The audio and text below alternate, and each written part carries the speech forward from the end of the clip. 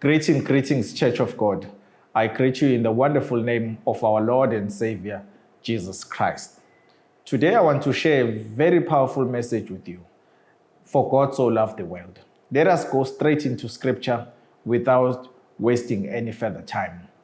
Let us read John 3, verse 16, a very common scripture, or a scripture that is often used by preachers. But I want us to go in depth with this scripture. For God so loved the world that he gave his only begotten Son, that whoever believes in him should not perish, but have everlasting life. For God so loved the world. When God chose to show his love for the world, he showed it through Christ Jesus, who is the perfect character of God.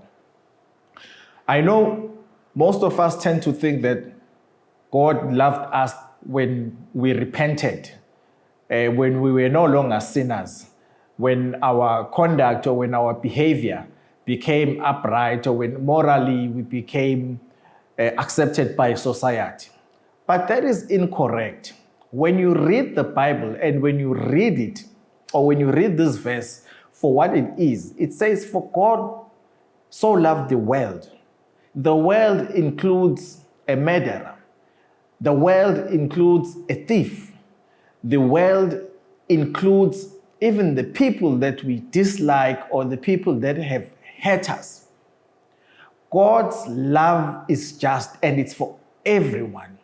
I want to say to you this morning that how much more than when you believe in him, that you have everlasting life, as his word tells us.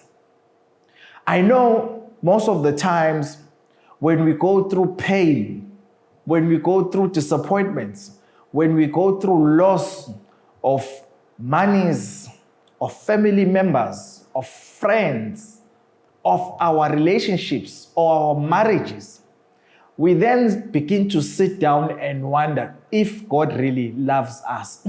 We even say that, well, if God really loved me, why did I have to lose my job? Why did I have to lose my marriage? Why did I have to lose my parents or my child? Church of God, we live in a natural world. We live in a world where the world is corrupted. The world is subjected to death, sickness, losses, pain, crying, and anguish. But there's something that is over and above all these painful things, and that is the love of God.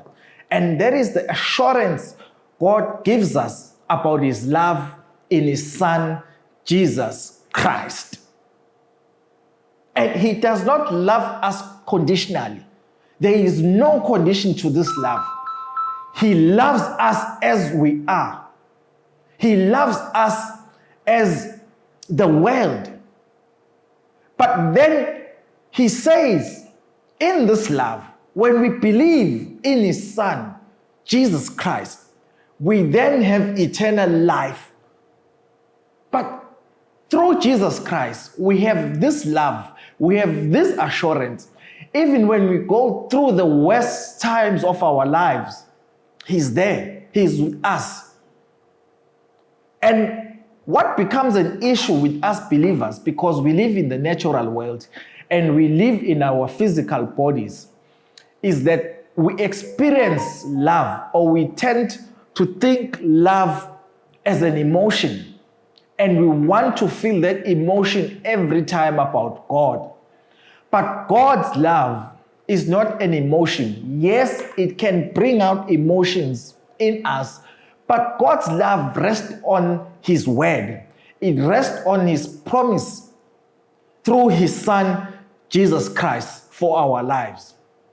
I want to encourage everyone at home who may be going through the worst of times in their life, and who might be doubting and may be thinking, oh, well, God does not love me. Why am I going through this pain? Why so-and-so is having a good time and I'm going through such a dark time?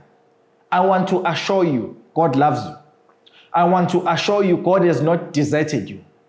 I want to assure you that God does not even desert the world.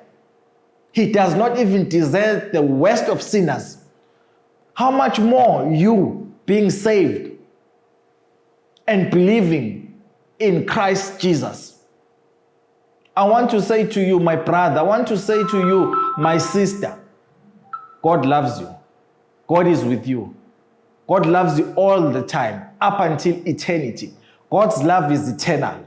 God's love is not temporary. God's love does not rest on the things that we do or the things that we cannot do.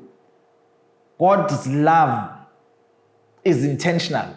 It is initiated by Him in Christ, who reveals His perfect character. I want you to rest in His love today. I want you, through everything that you are going through, just rest in His love. Don't doubt it. Don't want to feel it. Just rest in the knowledge. Just rest in the promise. Just rest in His word. I thank you for taking your time to listen to this message. And I pray that this message is not only going to touch you, but it's going to touch your spouse. It's going to touch your children. It's going to touch your extended family, your colleagues, and all your loved ones. Because there is not more of an important emotion to a human than love. And God has given that emotion, or God has given that love to us through Christ. Thank you. God bless you. Have a wonderful Sunday. God bless. Amen.